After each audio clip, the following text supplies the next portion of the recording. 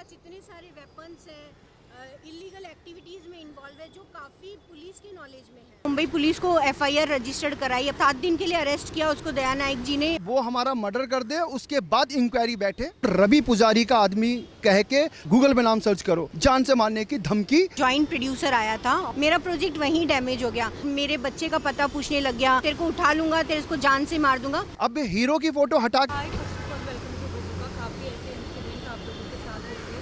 मैं जानना चाहूँगी ये जो थ्रेड्स आ रहे हैं, रेप केसेस के जो धमकी दी जा रही है, मैं आपसे जानना चाहूँगी क्या सिनारियो था और ये बेसिकली स्टार्ट कब हुआ? ये बंदा एक सत्येंद्र त्यागी करके है जो कि गाजियाबाद का रहने वाला है और अपने आप को रवि पुजारी का आदमी कह के धमकी दे रहा है कि मैं तुम्हें जान से मार दूंगा, तुम जानते नहीं हो कि मैं रवि पुजारी का आदमी हूँ, तुम रवि पुजारी का गूगल में नाम सर्च करो। तो ये मुंबई में भी पहले धमकी दे चुका है। अब हम उत्तर प्रदेश में शूटिंग करने के लिए जाने वाले हैं और उसके ऊपर से इसको पता चला कि उत्तर प्रदेश में शूटिंग करने वाले हैं, तो फिर से इसने जान से मारने की धमकी शुरू कर दी डिफरेंट नंबरों से। बट ऐसा कोई सिनारियो या कुछ ऐसी चीज़ें बीती है जिस वजह से ऐसी धमकियाँ मिल रही है आप लोगों को? सी 2012 में मेरी पहली फिल्म शूट हुई थी, उस टाइम पे ये मुझसे मिला था और ये हमारे साथ जॉइंट प्रोड्यूसर आया था और इसने बहुत छोटा सा फंड इन्वेस्ट किया था।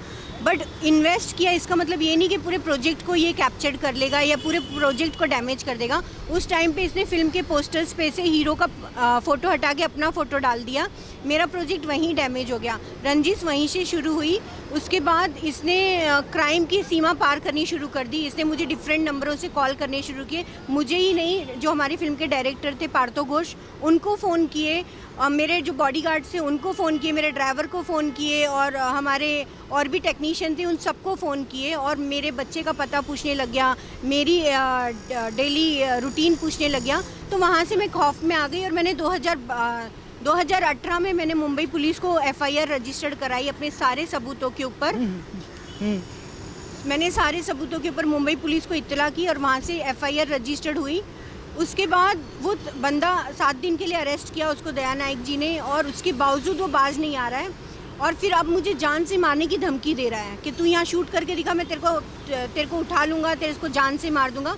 तो मैंने फिर गाज़ियाबाद पुलिस को इसकी इन्फॉर्मेशन दी है, कमिश्नर से मैंने बात की है, तो वहाँ भी एफआईआर रजिस्टर्ड हुई है और मेरे नॉलेज में आया है कि इस बंदे के ऊपर काफ़ी एफआईआर है और ये बहुत क्रिमिनल प्रवृत्ति का बंदा है। तो मैं कानून से ये गुहार लगाना चाहती हूँ कि इतना क्रिमिनल प्रवृत्ति का बंदा किस तरीके से लोगों को, जेन्युइन लोगों को हरेसमेंट कर रहा है, कैसा घूम रहा है, इतनी एफआईआर के बाद कैसा घूम रहा है।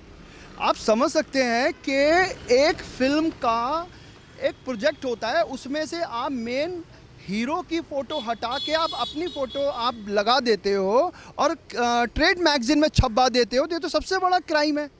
अब हीरो की फ़ोटो हटा के आप अपनी फ़ोटो लगा के आप पब्लिक कर दोगे तो क्या पिक्चर का बेनिफिट होगा या लॉस होगा, ये समझ सकते हैं ना आप। और कहते हैं कि ठीक है, अब उसके बाद जब उनको पिक्चर नहीं मिली तो कहते हैं हम तुम्हें जान से मार देंगे। अब ऐसा ना हो कि वो हमारा मर्डर कर दे, उसके बाद इंक्वायरी बैठे और उसके बाद इस पे जो है जांच पड़ताल हो। क्योंकि क्या होता है, अक्सर यही होता है कि लोग मरने के बाद जांच पड़ताल करते हैं और अभी तो मैं सही सलामत खड़ा हुआ हूँ। मुझे सिर्फ पूरी उम्मीद है पुलिस से, सरकार से, कानून से कि इसको जल्द से जल्द इस पर कार्रवाई हो। बट जैसे कि आप लोग कह रहे हैं कि कहीं ना कहीं आप लोगों को कॉल जो आ रहा है वो रवि पुजारी गैंग के, वो बोलने के बाद वो यही कह रहे हैं कि वो उस गैंग से बोल रहे, तो मैं ये जानना चाहूँगी कितने थ्रेड्स कॉल्स ये देखिए ये बंदा बहुत ही क्रिमिनल बैकग्राउंड से बिलोंग करता है और बहुत ज़्यादा इंसिडेंट्स इसके पुलिस स्टेशन से हमारे नॉलेज में आए हैं। हमने जब इसको गूगल किया तो इसका खुलासा हुआ है कि रवि पुजारी गैंग का बंदा है और ये धमकियां भी जब हमें देता है तो उसी नाम से देता है, कभी डायरेक्टली फ़ोन पे देता है, कभी किसी और के थ्रू हमें धमकी आ रही हैं। तो बहुत ज़्यादा खौफ है, डर है और हम जेन्युइनली काम करने वाले लोग हैं। कहीं भी हम दुनिया में घूमते हैं तो कहीं हमारे साथ कोई हादसा ना हो जाए, कोई ऐसी अनहोनी ना हो जाए जिसके लिए हमने आज स्टेप लिया है। आज हमने वर्सोवा पुलिस स्टेशन में आके भी कंप्लेंट की है और हमने ऑफिसर को सारे पुख्ता सबूत दिए हैं। उन सबूतों की बुनियाद पे मुझे सेफ्टी का पूरा आश्वासन मिला है। तो बस मैं मुंबई पुलिस से और उत्तर प्रदेश सरकार से ये गुहार लगाना चाहती हूँ कि क्राइम कब तक चलेगा, कभी ना कभी इस पे अंकुश लगना चाहिए। सत्येंद्र त्यागी जैसे क्रिमिनल खुले आम घूम रहे हैं हमारी एफआईआर के बाद भी और ये क्रिमिनल अभी रिपोर्ट हमने कराई है। अभी बरसुआ पुलिस स्टेशन में है, ये करवाई है, और ये गाजियाबाद की FIR है। तो इस जैसे क्रिमिनल बंदे को इतना खुलेआम घूम रहा है, ये यहाँ गाजियाबाद पर की खप्पा FIR हुआ है, और ऑलरेडी उसके पास बहुत सारी FIR है। FIR के बाद घूमना क्रिमिनल का ये सबसे बड़ा चौंकाने वाले चीज़ें सामने आ रही हैं। इसके पास इतने सारे वेपन्स हैं, इलीगल एक्टिविटीज़ में इन्वॉल्व है जो काफ़ी पुलिस की नॉलेज में है। सो बहुत सारी चीज़ों में है, तो we just want a justice कि हमें इस तरीके से रोका जा रहा है, हमें काम नहीं किया जा रहा है, तो हमारा फ्यूचर कैसे। मेरे हस्बैंड रेडिसन होटल के ब्रांड एम्बेसडर अपॉइंट हुए, तो वहाँ फ़ोन करके ये हमारे लिए गलत सलत बोल रहा है, तो ये कब तक चलेगा। एक क्रिमिनल एक जेन्युइन लोगों को नहीं काम करने दे रहा है। सो मेरी बस यही गुहार है मुंबई पुलिस से भी कि I need a safety. But इससे पहले जब आपने FIR किया था, जैसे आपने कहा, तो इतनी फिर अचानक कुछ सालों बाद कि काफ़ी टाइम से आपको उसको लगा कि हम लोगों ने 5 पिक्चर अनाउंसमेंट की हैं। अभी आपने देखा होगा, सुना भी होगा कि अभी हमने एक साथ 5 पिक्चरें अनाउंसमेंट की हैं, तो उसको लगा अब ये लोग यूपी में शूटिंग करेंगे तो यहाँ से मैं इनको उठा लूँगा और इनको जान से मार दूँगा।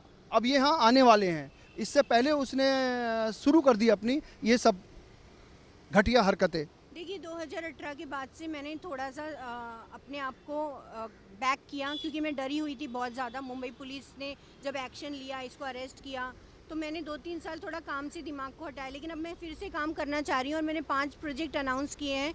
और मैंने ये भी कहा कि मैं ये यूपी में शूट करना चाहती हूँ। यूपी में मैं गई लोकेशन देखने, तो काफ़ी मीडिया ने कवर किया था, तो जैसे ही इसे पता चला कि हम फिर से शूट करना चाह रहे हैं, हम फिर से काम कर रहे हैं, तो ये फिर से हमारे ऊपर हावी हुआ है। तो बस यही है कि इस तरीके का क्रिमिनल सेट का दिमाग का बंदा है कि मुझे बहुत डर है। पुलिस की तरफ से पूरी सेफ्टी का आश्वासन मिला है। पुलिस ने कहा कि आप प्लीज़ डरिए मत, जो भी चीज़ें हमने रिकॉर्ड की हैं हम इसके ऊपर कार्रवाई करेंगे, और गाज़ियाबाद के भी पुलिस डिपार्टमेंट के साथ हम लोग कनेक्शन में आएंगे कि क्या कार्रवाई हो रही है, और पिछली जो हमारी FIR मुंबई में है वो कहाँ तक पहुँची है, उस पर क्या है, और हाई कोर्ट का जो मैंने ऑर्डर दिया है वो हाई कोर्ट का ऑर्डर उन्होंने लिया है, तो सारी कार्रवाई पुलिस कर रही है।